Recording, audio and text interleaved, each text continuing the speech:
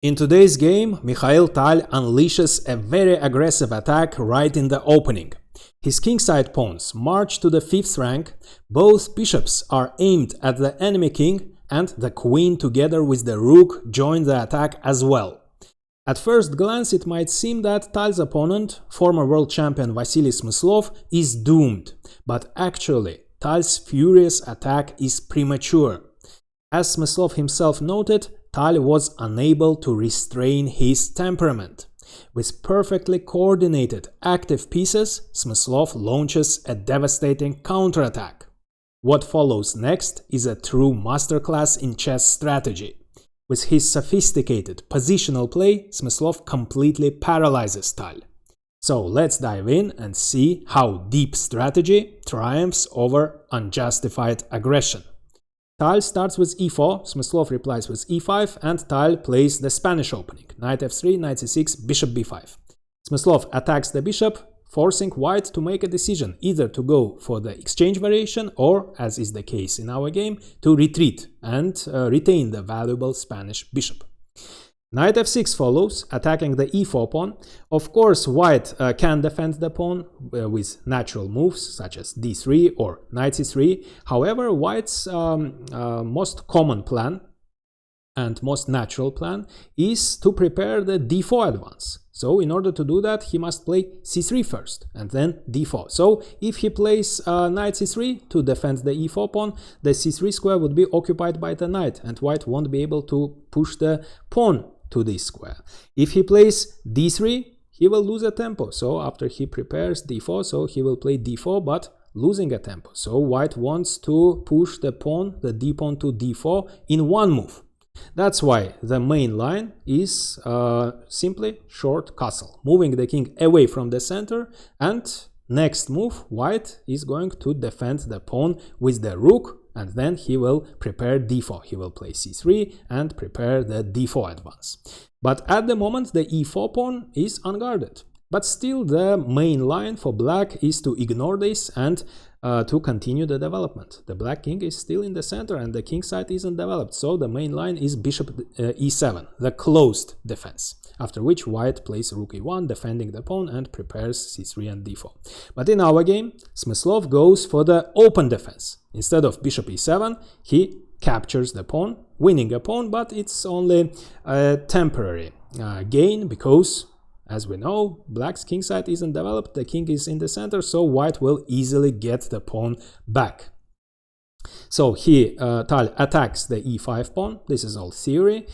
He's going to get his pawn back. Of course, capturing on d4, winning the second pawn, would be too dangerous because black is already behind in development, so losing time, capturing the second pawn and opening the e-file for white, it would be too dangerous. After rook e1, white gets a very strong attack.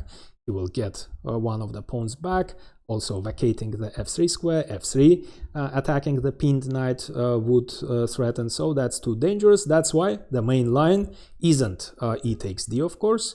It's the best thing black can do is to reinforce the central knight with d5. He cannot do it right away because the c6 knight would be pinned and white would simply capture on e5. That's why first black plays b5 and only after bishop b3, now the main line is d5. After which white gets the pawn back, attacking the d5 pawn, and black defends the pawn with bishop e6, and next move black will develop the bishop either on e7, which leads to a quieter play, or bishop c5, which leads to a more tactical and sharp battle. But in our game, instead of d5, and now we will see Smyslov's novelty. He prepared bishop e7. Tal reacts in the most aggressive way. He captures on e5, attacking f7 of course, and opening the queen's way. f7 is under attack, so Smyslov exchanges the knights. This all was prepared by Smyslov, as he writes. And now white threatens, as the knight and the rook are unguarded. White can play bishop d5, attacking both of them, or queen d5, attacking both of them, and also attacking f7. For this reason, Smyslov plays bishop b7, taking the d5 square under control, reinforcing the great knight, and the bishop is greatly placed on the long diagonal. Queen g4, however, follows. So both white bishops are directed to black's kingside. The queen is attacking the kingside. The pawn is putting pressure on the kingside, but Smyslov isn't scared. He has prepared all this. He had foreseen all this in his preparations. So he castles kingside. And it turns out that the natural move bishop h6 isn't dangerous at all. At first sight, white is winning the exchange. He is threatening queen takes g7 checkmate, and it might seem that black is forced to play g6 and white is winning the exchange, but black isn't forced to play g6. He can play either bishop g5 or knight g5, after which the pawn isn't pinned anymore and black threatens to capture on h6. For this reason, bishop h6 doesn't give white any advantage, so Tal plays f3, kicking out the knight from the great central square, but weakening this diagonal. But this time Tal isn't scared. Black can win the exchange, but Tal rightly calculated that if black wins the exchange, that would be in white's favor. Let's see why. If bishop c5 check, king h1, knight f2 check with a fork, white has no choice, he must give up the exchange, but this knight played a very important role in the defense of the kingside. Now this knight disappears, and the bishop on e7, it controlled the important square, the important diagonal. Now this bishop is out of play for a moment. It doesn't take part in the defense of the kingside either. So white exploits that.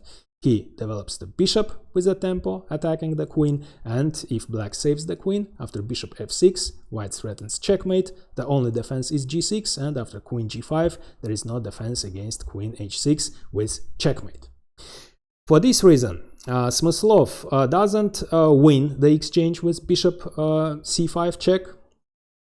Instead, as his knight is under attack, so the knight cannot retreat to c5 either, which at first sight looks natural. Black wants to exchange his knight for the valuable bishop, which is attacking his kingside, but in this case, the knight would be far away from the kingside. It doesn't control the g5 square anymore, and this time white can play bishop h6, and as you see, there is no knight g5 or bishop g5 anymore, and black is losing the exchange after this.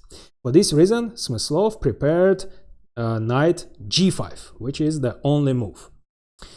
However, it looks dangerous because white can continue his attack with f4, pushing the pawn forward with a tempo. And after the knight moves f5, then f6, attacking the bishop, attacking the kingside, threatening checkmate, and so on. So what does Smyslov have in mind? And indeed, in our game, Tal will play f4. But it turns out that f4 is actually a mistake, because after f4, the e4 square is weakened and the knight can return to the great central square. For this reason, instead of f4, it was better to play knight c3 first, taking this square under control, and only then f4.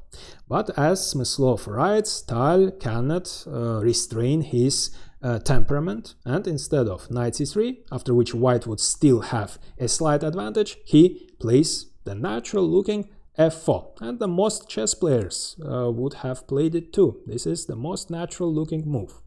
Let's see what happens next. Knight e4, of course, follows. And Tal makes another mistake now.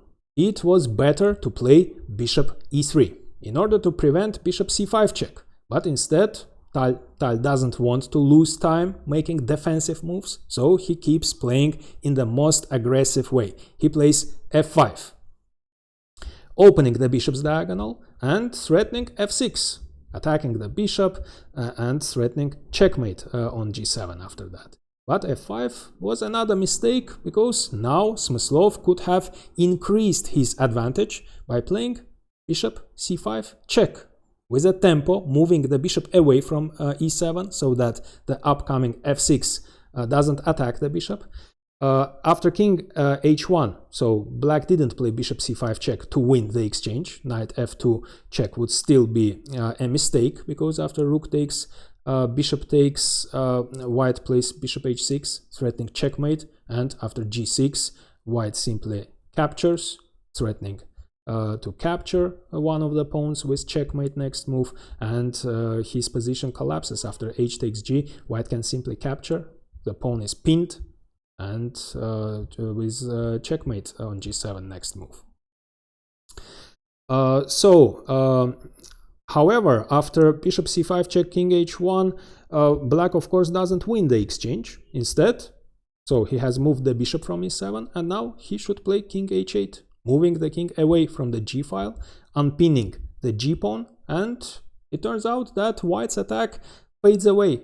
Bishop h6 runs into g takes h, of course, f6 runs into g takes f, and the g file opens, rook g8 is coming, and suddenly it turns out that the white king turns into a target of attack, while the black king is absolutely safe.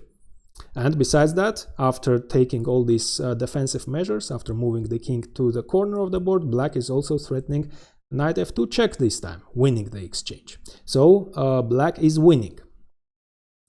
But Smyslov didn't play bishop c5 check and only then king h8. Instead, he plays king h8 right away, which was an inaccuracy, because again Tal could have played bishop e3, preventing bishop c5 check. But Tal keeps playing in the most aggressive way. He doesn't want to lose time making defensive moves, and he brings the rook into the attack. So two bishops, the queen, the pawns are taking part in the attack, and he brings one more piece, rook f3. The idea is to play rook h3 and queen h5, threatening checkmate in one, and the only defense would be h6, after which white will simply sacrifice the bishop, destroy black's kingside, and checkmate the black king. Besides that, by playing bishop f3, Tal has vacated the f1 square for the king. However, rook f3 was another mistake. It was too aggressive. Again, bishop e3 was better. So now Smyslov exploits Tal's mistake and he gives this check. So what should white do? We actually have reached the critical position. If the king moves to the corner of the board, this time, now that the king is on h8, the pawn, the g7 pawn, isn't pinned, black can win the exchange. Knight f2 check, white must give up the exchange, and white doesn't have an attack because f6 runs into simply g takes f, and black is winning. If instead of king h1, white plays bishop e3, then this bishop cannot take part in the attack anymore. It's pinned. And black plays queen e7, defending the bishop. If white captures, the queen will replace the bishop on this diagonal, and besides that, the queen is attacking the e5 pawn, so white's attack fades away, and f6 isn't dangerous again because black simply captures, and after e takes f, knight takes f6, everything is under attack. The rook is under attack, the queen is under attack, and the bishop is under attack, and black is winning. But Tal played, so he didn't play king h1 or bishop e3. By playing rook f3, he has vacated the f1 square for the king, so he plays king f1. And we have reached this critical position. So, actually, black's position looks critical. If it was white to move, Tal would have played rook h3, and there would be no satisfactory defense against queen h5 with a crushing attack. But it's black to move now, and with his next move, Smyslov parries Tal's threat and starts his own counterattack, completely turning the tables. You can pause the video and try to find how Smyslov does that.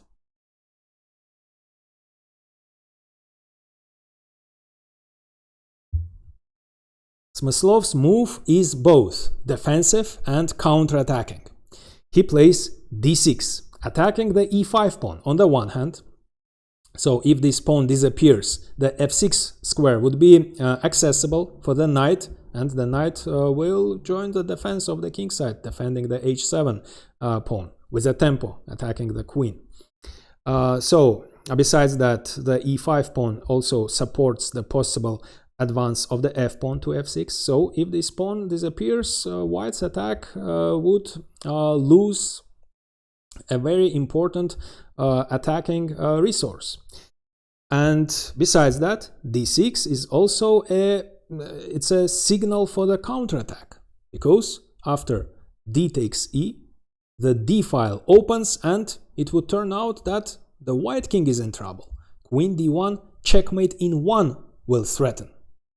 For this reason, white cannot play the intended rook h3. So he is ready to play queen h5, but simply d takes e follows, and now f6 is available, and queen h5 simply runs into knight f6, defending and attacking. For this reason, after d6, Tal keeps playing in the most aggressive way. f6 follows, threatening checkmate in 1. How should black react? The obvious move, of course, is g takes f, also vacating the g8 square for the rook. At first sight, black is winning, but it isn't the case, because white can play rook h3, threatening queen h4 with checkmate, and now rook g8 would be a terrible mistake because of checkmate. So at first sight, black can defend with a tempo, attacking the queen, and after the queen moves, black can play rook g7, defending the h7 pawn, but it isn't the case. Suddenly it turns out that white is winning in a few moves, sacrificing the rook, queen h5 check, king g7, queen h6 check, and mate.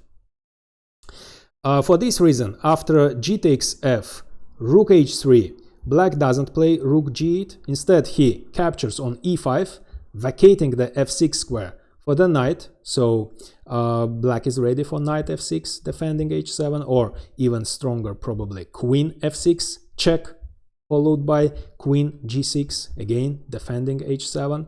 But it turns out that white actually can make a draw by sacrificing the rook again and giving perpetual check. Queen h5 check, queen h6 check, followed by check.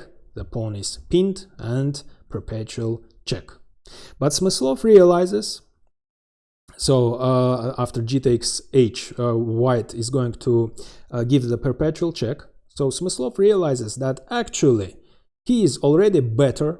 Look at the piece coordination. So his pieces are very active, they coordinate very well. He just needs to capture on e5 and bring his queen into the counterattack, and it turns out that black's counterattack is more dangerous than white's attack. So Smyslov realizes that, and he doesn't want to make a draw. So instead of g takes f, he plays g6, which at first sight looks dangerous because black terribly weakens the dark squares, but again, it turns out that white cannot exploit that in the effective way. So how should white react? The most natural move is, so black has weakened the dark square, so white can try to exploit that with bishop h6, not to win the exchange. Actually, with bishop h6, white would have created a terrible threat. Do you see the threat? Had it been white's move, what would you play? White would have sacrificed the queen. Queen takes g6. Threatening checkmate in 1, and white is winning. There is nothing black can do. If he doesn't capture the queen and defends against the checkmate with rook g8, then bishop g7 check, rook takes g7, and queen takes g7, checkmate would follow. If he captures the queen with the f pawn, then this diagonal would open and checkmate in 1 would follow. Bishop g7 checkmate. And finally, if he captures the queen with the h pawn, then the h file would open, and white would play bishop g7 check, and after king g8, rook h3, there will be no defense against checkmate, rook h8 checkmate. But the problem with bishop h6 is that, again, it's black's move. So black would simply capture on e5, and if white executes his threat, queen takes g6, threatening checkmate in 1, queen d1, checkmate would follow. Black would checkmate the white king. This position is in black's favor. For this reason, after g6, Tal doesn't play bishop h6. Instead, he plays queen h4. The threat is now rook h3, threatening checkmate on h7.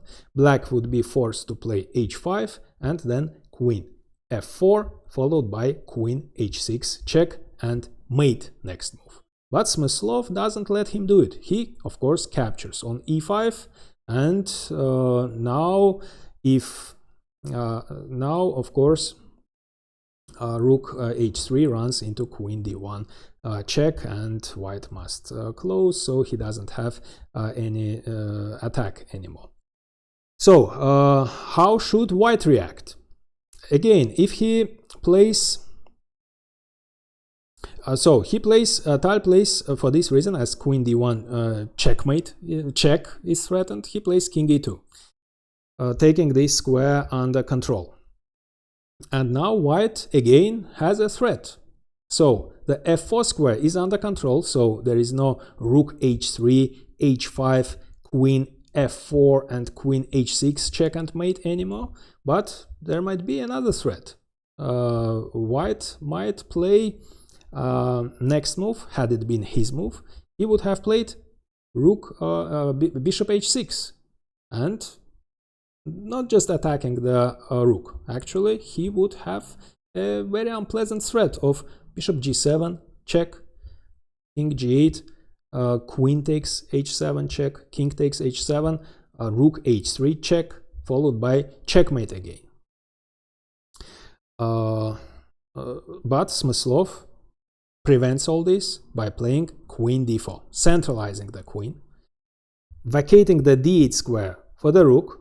The queen might invade g1 and attack the g2 pawn, but that's not all. The main idea, the main threat is knight c3 check, with the discovered attack on the white queen, on the unguarded queen, and white is losing the queen. So Tal doesn't have time for the intended bishop h6, bishop g7 check, because his queen is in danger. So how should he defend the queen? If he plays queen h6, moving the queen away from h4 and threatening checkmate, of course black wouldn't blunder with rook g8. That would be a terrible blunder. Do you see why? Because of checkmate in 2. Queen takes h7 check, followed by rook h3 checkmate. But of course Smyslov wasn't going to blunder with rook g8. Instead, he would have sacrificed the piece. The white king is in trouble, so he would have captured on f6. There is no checkmate on g7 anymore, and after rook takes f6, it turns out that the white king is all alone. The queen side isn't developed. This bishop, the queen and the rook cannot take part in the defense, while the queen together with the bishops will initiate a terrible attack after queen g4 check. Where should the king move? If he moves to f1, he gets checkmated in 1. If he moves to the d file, then the rook joins the attack with great effect, and black has 4 checkmates in this position. Queen d4 checkmate, queen b4 checkmate, bishop b4 checkmate, or pawn b4 checkmate. For this reason, after queen g4 check, as king f1 or king d2 doesn't work, white must play king e1, which is the best move, but still black is winning after queen e4 check, also targeting the pawn. If the king moves to f1, the pawn falls with a check. So if the king moves to d8, then again the rook joins the attack, and that would be the end. White is completely paralyzed. Bishop f3 check, followed by queen e2 checkmate is coming, so black is winning. For this reason, after queen d4, after Smyslov's move queen d4, as knight c3 check, winning the queen is threatened. Instead of queen h6, Tal plays rook h3, defending the queen and threatening checkmate in 1. But now we can see another idea behind Smyslov's queen d4. He has created the battery, and queen f2 check follows, forcing the exchange of the queens. White cannot avoid the exchange, because if king d1, then of course the rook joins the attack and the white king gets checkmated in a few moves. That's why Tal must exchange the queens, after which his attack has almost faded away. However, he still has some attacking resources. The rook, the bishops, and the pawn might still create some threats to the black king. However, at the moment Smyslov is up a pawn and the white rook is under attack, so rook h4 follows.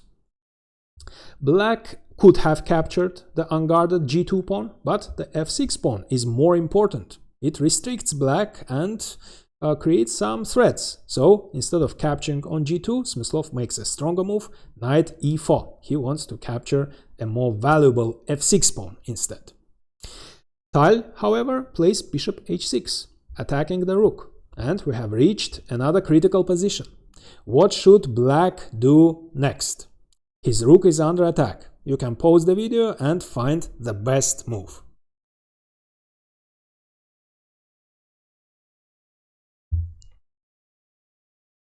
So the second best move, the second line suggested by the engine, is the obvious move rook d8. However, in this case, the f7 pawn can be lost, so white can simply capture it, threatening checkmate in 1, but black captures on f6, and black is still up a pawn, but his extra pawn is isolated. Besides that, white can continue his development. He can finally develop his queenside. He can play knight d2 and get some activity. The rook will join the attack with a tempo. The knight might jump on f3 and g5. Besides that, white also has some tactical idea, such as bishop takes g6, and if h takes g, the h file opens, bishop f8, discover check, and bishop takes c5. So all this, although the engine evaluates this position in black's favor as his upper pawn, but this looks a little bit dangerous for a human. For this reason, instead of saving the exchange with rook d8, Smyslov makes the stronger move, the first line, according to the engine. He sacrifices the exchange. Knight takes f6, eliminating white's most important pawn. White accepts the sacrifice, but he loses the dark squared bishop, after which white cannot exploit the weakness of the dark squares anymore. So he doesn't have the dark squared bishop, he doesn't have the f6 pawn, so his attack has completely faded away. Because the only attacking resources left are the rook and the bishop, but they cannot create any serious threats. And actually, now it isn't clear what the rook is doing on h4. It's almost out of play. The queenside isn't developed yet. For the exchange, Smyslov has two pawns, and these pawns are connected. And now we have reached the final stage of the game. Smyslov is going to create a positional masterpiece now. Let's see how he does that. So the g2 pawn is under attack. Black is ready to get the third pawn for the exchange. That's why Tal defends the pawn, and look at the coordination, look at the harmony. The harmony was the most important concept for Smyslov. He even titled his book of his best games In Search of Harmony. So let's see how he achieves the perfect harmony. The only piece which isn't playing is the rook, so rook d8, leaving the pawn unguarded, but rook d1 check, completely paralyzing the queenside is threatened. After rook d1 check, the knight won't be able to move, because the rook on a1 would fall. For this reason, white doesn't have time to capture on f7. He must do something about the threat. If he makes the natural move knight c3, then the knight on b1 was defending the d2 square, so the rook would invade the second rank, attacking g2, rook f2 check is coming, so that would be terrible for white. For this reason, after rook d8, instead of knight c3, to defend the d1 square, Tal plays c4. Now the bishop defends this square. And now if black captures on c4, then rook takes c4 would give white at least some activity. The rook at least would attack the bishop and would be active. So instead of capturing on c4, Smyslov makes a stronger move, g5, kicking out the rook from the fourth rank. So where should the rook move? It doesn't have a single square on the fourth rank. h5 is controlled by the knight. Moving to h6 doesn't make any sense because of king g7 defending the knight and attacking the rook. So the rook moves to h3 instead. Now that the rook isn't defending c4, it would make sense to capture on c4, and if white captures, then the rook would invade the first rank, so probably Tal was going to play bishop c2 in this case to keep an eye on the d1 square. But instead of b takes c, winning a pawn, Smyslov makes a more sophisticated move. He plays g4, attacking the rook. So where should the rook move? If it moves to h4, it would be out of play. What would the rook do on h4? It isn't clear. The g4 pawn is defended by the knight and it restricts the rook. If it moves to g3, then black can capture on c4, and after bishop c2 he can play h5 followed by h4, and the rook won't be able to stay here. For this reason, Tal makes the most obvious move. He moves the rook to c3. But now we can see Smyslov's idea, the idea behind this g5, g4 advance. He plays now b4, attacking the rook and taking the c3 and a3 squares under control. And that means the knight is imprisoned now. So d2 is controlled by the rook and c3 and a3 by the pawn. The knight cannot move. That means the rook is also imprisoned. And besides that, the c4 pawn would will stay here. That means the bishop will be bad, will remain bad. So if white plays rook c2, taking the d2 square under control, now white's main trouble is that he cannot develop the queen side. So if he tries to do it with rook c2, taking the d2 square under control and preparing knight d2, then the rook on c2 is actually closing the bishop's diagonal and it doesn't defend this square, and the rook would invade, and again the queen side would be paralyzed. That's why Tal moves the rook to c1 instead. And we have reached another critical position. Now Tal is ready to play rook d1 and exchange the rooks and finally prepare the development of the knight. But with his two-move sequence, Smyslov prevents rook d1 once and for all. And you can pause the video and try to find these two moves.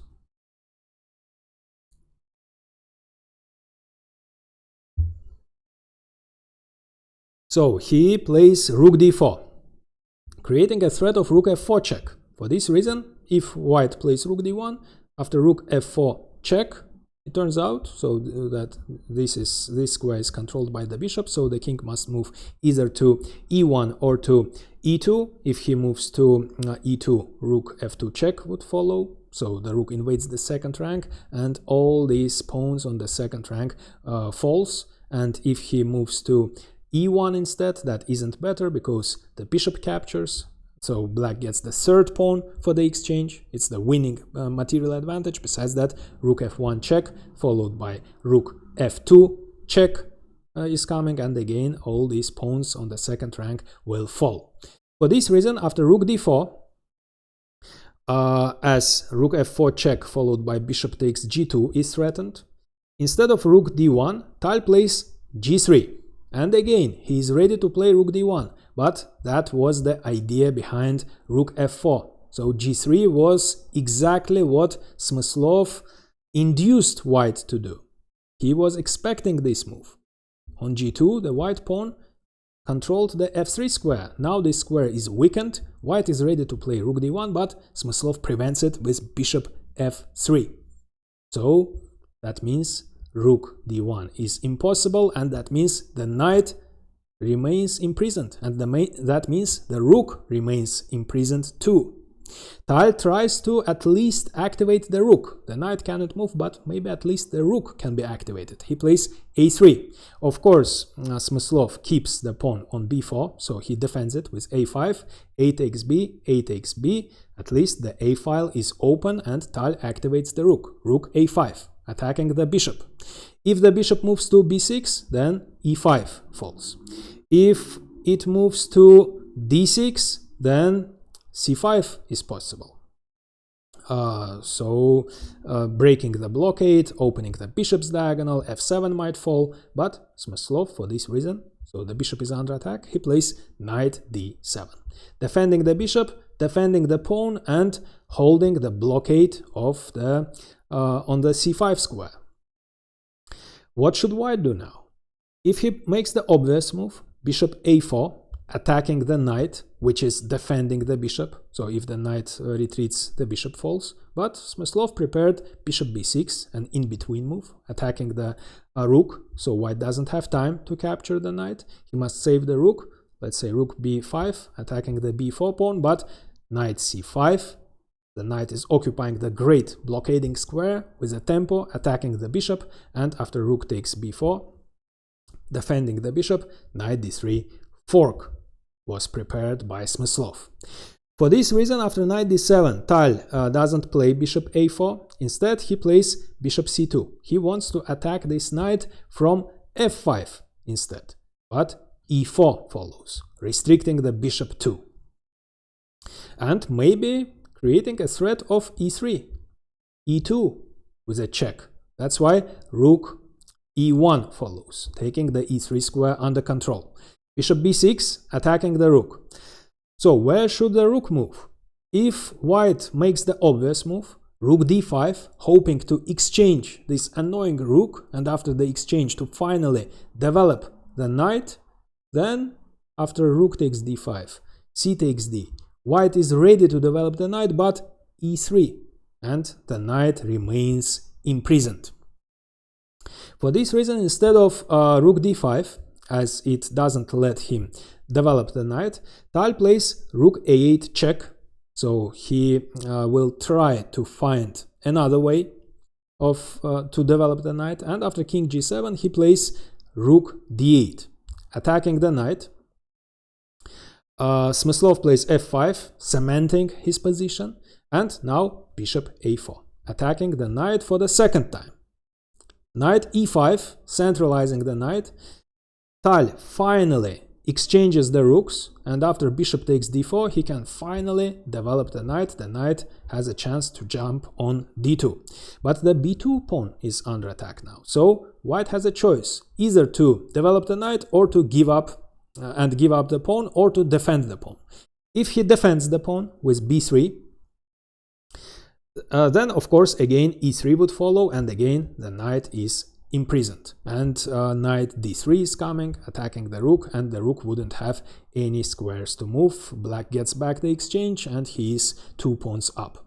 For this reason, instead of defending the pawn, Tal decides to finally develop the knight, but of course Smyslov gets the third pawn for the exchange. Now he has a big material advantage, and bishop c3 is threatened, pinning and attacking the knight and winning it. That's why knight b3 follows, but still bishop c3, attacking the rook, and where the rook should move. The rook must also control the e3 square, otherwise the pawn would move forward. But if it moves to e3, then black would get the fourth pawn for the exchange with a tempo, attacking the rook and actually winning the exchange. So where should the rook move? It doesn't have any squares. And if instead of rook e3, the rook moves to another square, let's say to c1, black can either capture the another pawn for the exchange and win, or even stronger, he can of course play e3, followed by e2 check, after king f2, knight d3, fork, and winning the rook and promoting to the queen. For this reason, after bishop c3, Tal in this position resigned. And now I recommend watching how the creative genius David Bronstein unleashes a once-in-a-lifetime trick against Smyslov. A game where Smyslov's harmony collides with absolute chaos. But first, I'd be grateful if you like this video, write comments, share and subscribe, as all this is really helpful for the channel growth.